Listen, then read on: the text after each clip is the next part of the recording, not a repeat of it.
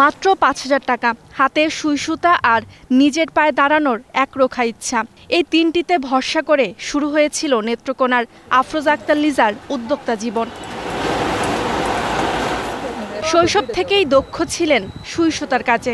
স্বামীর সাথে বিচ্ছেদের পর জীবনের কঠিন বাস্তবতায় সেই দক্ষতাকেই হাতিয়ার বানান। যুব উন্নয়ন অধিদপ্তর বিসিক সহ সরকারি বিভিন্ন প্রতিষ্ঠানে প্রশিক্ষণ নেন।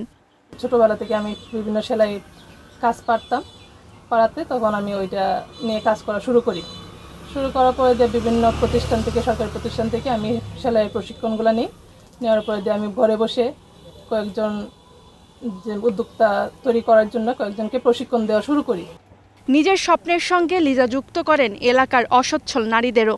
৫০ জনেরও বেশি নারী লিজা বুটিক্সের জন্য কাজ করেন নিজ ঘরে বসেই। ভালো আয়ও হয় তাদের। এই সমাজে মেয়েদের স্বাবলম্বী হওয়ার অনেক দরকার, কারণ অনেক সময় দেখা যায় নিজের ইনকাম ছাড়া চলে না। অনেক সময় পুরুষের অনেক ঋণগ্রস্ত হয়ে যায়, অনেক সমস্যা হয়ে যায়।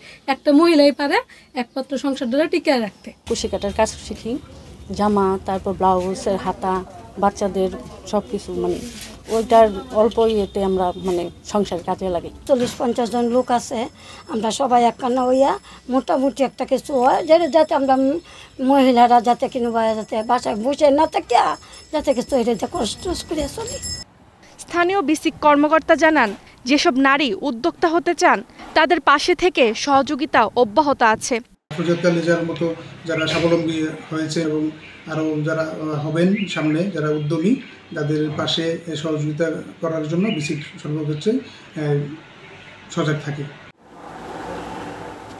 অদম্য সাহসিকতা ও কঠোর পরিশ্রমে লিজা শুধু নিজের জীবনকেই বদলায়নি, পথ দেখিয়েছে তার মতো স্বপ্ন দেখা হাজারো নারীকে।